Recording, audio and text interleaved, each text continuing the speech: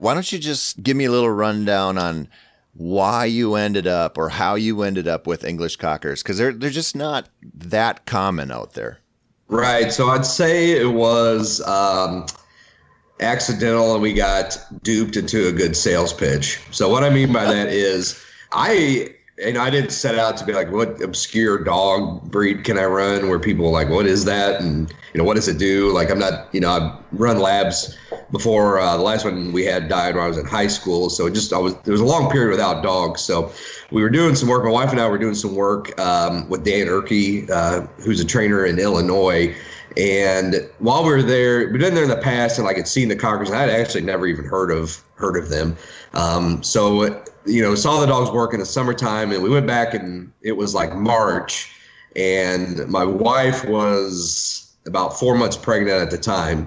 And Dan's like, he's like, we got to let our cocker puppies, you need to get, he's like, there's one in here that I think you should get. And I was like, we talked about dogs, like timing's not maybe great right now. So he's like, hold on, we'll bring it out. So he has his 5-year-old blonde-haired, blue-eyed, curly-haired daughter come bring out this chocolate curly-eared puppy, and it was pretty much all over by then. So Dan's a pretty good salesman when it comes to that. So that's kind of how I got started into it. And it's one of those things, like you said, it's I'm more aware of the breed, so I think it's gaining in popularity as well. But the dog has been, from a hunting standpoint, everything I could have hoped for out of a dog. So it's worked out well. I think I'll probably always have at least one cocker, in the house, and just play off their strengths and abilities in the field for sure.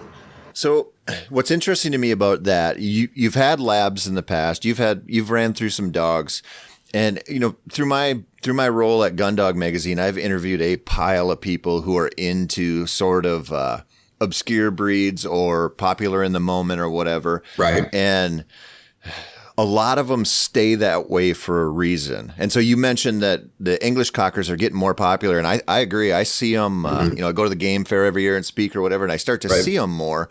And some of these breeds that I've dealt with, and these people who are hardcore cheerleaders for these obscure breeds, you never see them come on. The dogs, they're just not right for what a lot of us do, or you just can't find good breeding in them. And it seemed like English Cockers have kind of bridged that gap where they're getting more popular.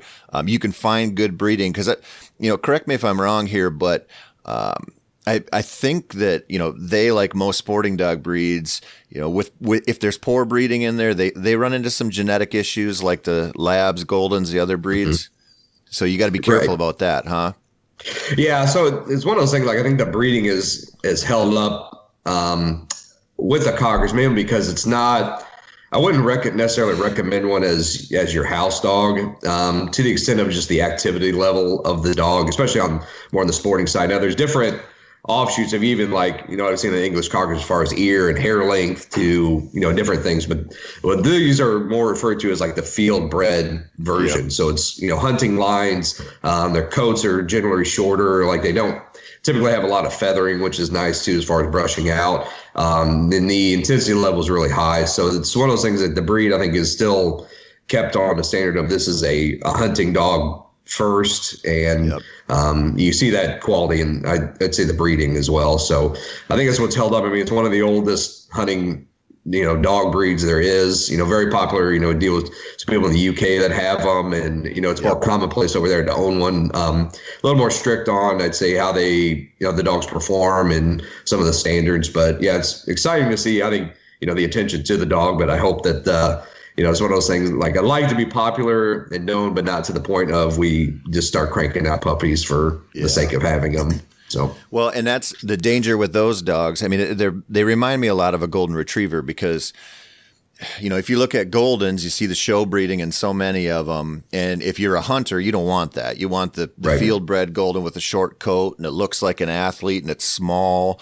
And it seems to be similar case with these English Cockers. Because if you just Google images of English Cockers, you see all kinds of shaggy looking dogs. Right. And if you just took that at face value, you'd be like, I'd never hunt with one of those. I mean, Right. in certain places with cockleburrs or whatever, you'd be like, that'd be a nightmare. But Right. this, And we it get is. into this. And it is sometimes. Yeah. It is. Yeah. Well, I mean, Right. that's the way those longer hair Right. dogs are. That's I mean, right. it's just there's nothing, nothing perfect out there. But what I think is interesting about them. So you mentioned the activity level, their drive. Anybody who I've ever talked to about this is they're just crazy driven. They want to go, and they're just high energy dogs.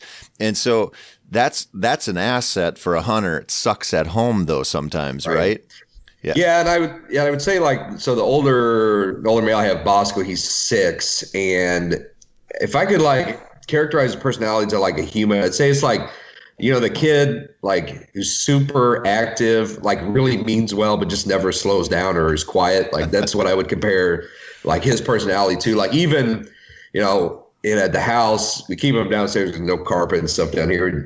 But like he will just pace around the couch with something in his mouth, like just relaxing. It isn't saying like when I'm at work with him, like if I'll move too fast in the chair, like he's up, like he's like, what are we doing? And it's just like, hey man, like just, it's March, you can relax today if you'd like, but it's just that intensity is what, performs so well in the field. Like, he's not a dog that'll just cuddle up in your lap and sleep for a while. And I'll be sad when that day comes, because then I know that he's gotten old on me and slowed down too much. But that's why I say people are like, oh, a nice dog. And I'm like, if you're not, I think you owe it to the breed to be in a hunting home and a high activity level. And they just require a lot of attention. I mean, the phrase opposite attracts has really been true for, I think, his and mine personalities of, he's just go and be a little more relaxed, but it just, it works together. And he's been the bird dog I'll probably compare all the rest to. Yeah. So, you're just speaking to, this is the balance that almost everybody who's buying a dog that wants to hunt a lot. So you either get that drive and you figure out how to rein it in at home, or you don't get the drive and you don't have it in the field. Right. And so it's sort of all about being like, what's your commitment level to getting them exercise? What's your commitment level to hunting a lot? And if you want a dog that's not really, if you, 99.7% of the time that dog is a house dog, you maybe don't want a high drive English cocker. I mean, it's just, people just need to be honest about that stuff and their lifestyle, right? Well, yeah, right. And what's fair, like you said, kind of what's fair to the dog too. I mean, what's good about, I think, cockers that we touched on earlier, just, growing in knowledge of them, but it seems like the breeders that I've, encountered or researched a little bit are still committed to making it a performing dog. And with that, it's just the nature, I think, the spaniel breed to an extent is just their intensity level and their, I would say, hyperactivity. But it's just one of those things, just be prepared for. I mean, the thing, like I said, Bosco, the 6-year-old, is I'd say still almost at that puppy intensity level. And, but that shows out in the field as well. But, I wouldn't want it any other way with him. Yep. I mean, I got a lab that's like that. I mean, she's going to be 6 this spring too, and she's not slowing down. And, right. That's, I'm okay with it. I love taking her out and working drills with her and stuff like that. It drives my wife nuts. And my wife lives in constant fear that I'm going to get another one before this one slows down. And I wanted to ask you that because you mentioned your wife earlier. Does she live in constant fear that you're going to keep bringing these puppies home? Because you got 3 now. Yeah, we got 3. Yeah, she was more on the driving factor on getting another puppy. What scared me a little bit is, Gordy Cron, well-known outdoor rider, has Brittany's. One of his passed away at 9. And it's always the balance of like when you get the new one, because if you don't get it right, you could be out a whole season without a good functioning dog. So and I figured out, and this dog, Bosco, the older one's 9, and then the next one coming on will be 3. I was like, that's a pretty good exchange there. So we ended up breeding Bosco with a buddy of mine, had a female cocker in Michigan, and ended up doing the breeding there and he ended up being the lone male puppy out of the litter, and had 3 females as well. So it's just been pretty exciting to see the 2 together and different personalities and working together. But yeah, it's it's a handful. Thankfully, the setter is extremely laid back dog, but she's a wild woman in the field. I mean, it's almost like she has split personalities. But no, it's been good to have three and a better space to house that as well. But yeah, it's always that balance of the next dog and your coordination and all that. But it seems like if you get a puppy when their dogs aren't old, they'll probably live to be like 14, and you're just gonna have a bunch of old dogs at once. Yeah, that's the way that goes. You can't plan on it. So has your wife ever stopped you from getting an English Cocker? No, I haven't. I'd say, I mean, a lot of it's been I don't know if I had the need for a second one yet. And I noticed this past season with Bosco, and maybe it's just from a lack of exercise, but the all-day intensity was slowed a bit, I would say. But yeah, that's what we kind of talked about. And then having, 5-year-old son that wanted a dog and, the puppy, and you get into that honeymoon phase with a new puppy pretty quick. So that's kind of where we're at right now. But no, it's been fun, and just remembering all those things that you got to do with a puppy after not having one for 6 years. Yep. So just before we move on from this, it's safe to say that your wife has never cocker blocked you. Right, there you go. No, so he, Bosco's been good for the fact of in the house, it's a regiment of backyard to crate, and if he had free roam in the house, would not be good. He's been notorious for eating socks and about costing us a lot of money from time to time. So I've got a turkey baster and hydrogen peroxide on standby for things that he does from time to time. So yeah, the worst was, I think she was about ready to get rid of the dog. I was on a quail hunt in Arizona. I get a call 10:30 at night that he'd eaten a sock. And so I called the local vet. My mom came over with a turkey baster and peroxide, and they got the sock extracted. So I think she's about ready to get rid of all dogs at that point, but thankfully she'd forgot about that. So did the hydrogen peroxide make him actually hork that sock back out? Oh yeah. Did he puke it up? He did? Uh-huh. Yeah, he's done that. We had to do that 3 or 4 times with him. One we didn't know about, and it about got to the surgery status, but thankfully it didn't. He just carries stuff in his mouth around all the time. I think that was the trait of, I think Dan said his mother would do that, would carry around items in their mouth and not always chew on them, but just it's like a pacifier type thing for the dog. My golden was like that. She carried around socks constantly. I had my lab. She ate a pound of raisins when she was a puppy. My wife left a bag of groceries on the counter, and it all fell onto the floor with like a 1-year-old lab at home. And Luna ate an entire pound of raisins, and they're toxic to a dog at whatever level. Right. And so I called Doc and a couple other people I know. I'm like, what do I do here? And everybody's like, you got to get hydrogen peroxide in her throat and get her to yak that stuff up. Right. And I sat there squirting hydrogen peroxide into her mouth, and she just licked her teeth off and begged for more. Right. And I couldn't get her to puke. And so then I'm like, all right, I guess I got to take her in. And it ended up being like a 30-hour ordeal with emergency vets and everything. Cost me over $1,000 to figure out that my dog can handle a pound of raisins and a bunch of hydrogen peroxide and not even miss a beat. So. Yeah, that's fun. Yeah, I think it was last Halloween, he got into the chocolate candy dish and ate a good portion of that. So yeah, we had the hydrogen peroxide run again there. So he knows when the old turkey baster comes out that he's done something bad. So that's not been too bad. When I was on that hunt, I was in Arizona, I was telling the guide about it. He's like, yeah, he said he had a dog that ate a dish towel, and it was a lab. And he said, look out there, the lab's going to the bathroom. And he said, I went over there and saw it, and he said, I felt like a magician pulling a handkerchief out of my pocket. When he had to, the fact that it worked out was good, but yeah, you just it's one of those things, you got to always be mindful on an active dog. I mean, they're going to be getting into stuff. Yeah.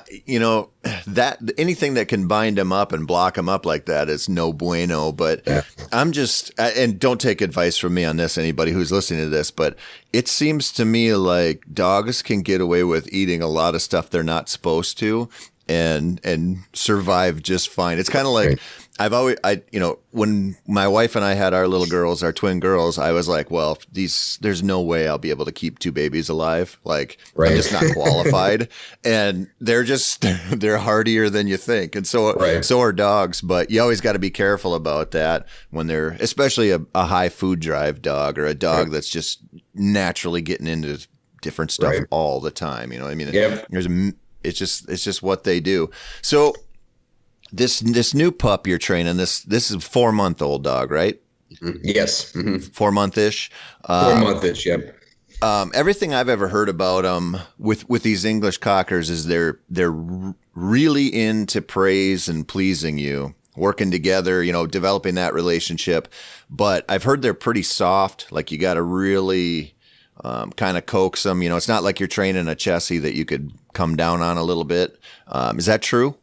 With Bosco, the older one, that was not the case at all. Like he was very, I don't say hard headed, but like it didn't deter him very often. A lot of times, it was like kind of like a knucklehead mentality, just like stop, like quit, and never like really backed off. They got smart enough, smart enough to know like when something's coming, like I didn't do this right. So it is a balance of the dog. I think more so with them, they get bored very easily. So like casting drills is just not their jam. Like it's just not what they're going to do, and they're just super annoyed by it. And so I think you got to almost curtail the training a little bit more to their activity level and interest. I would say very food, as I'm sure all dogs are, very food driven as far as motivation. Like with a 4-month, it's now to the point if he just thinks I have something in my hand, he'll heel and sit to me, which is mainly what we're working on now. Is to sit. The stay stuff's not as great right now, but I'm not too concerned about that. Just the basic obedience stuff is very food driven, and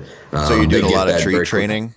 Yeah, I just use the food basically. It's the smaller, whatever the Pro Plan with the GSP on it, the smaller bite kibbles. Yep. That's what we've been feeding them. So, which is good. It's a whole life, and they like that. I've used Cheerios in the past, that sort of thing. But yeah, that's very food driven. If they think I've got food, it works very well. So yeah, just difference of the dog. When we're out hunting, almost got to be a little more forceful just to get their attention on the e-collar, but they know the game, and really now I don't even have to mess with them too much. So you're at 4 months old, you're running a bunch of treat training, little drills, and do you find with their attention span and their capacity for getting bored quickly, do you find that you just got to kind of either just run a bunch of short drills throughout the day, or you just got to switch up environments and do some new stuff every time? Or how are you going about that?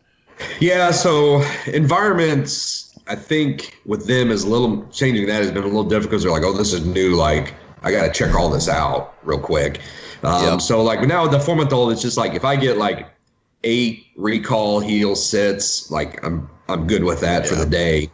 Even like the other day, like this morning, it was outside, and he got a little ways from me and just yelled heel, and he came to me and sat down. So I'm like, well, we applied this in a new area, so I was encouraged with that.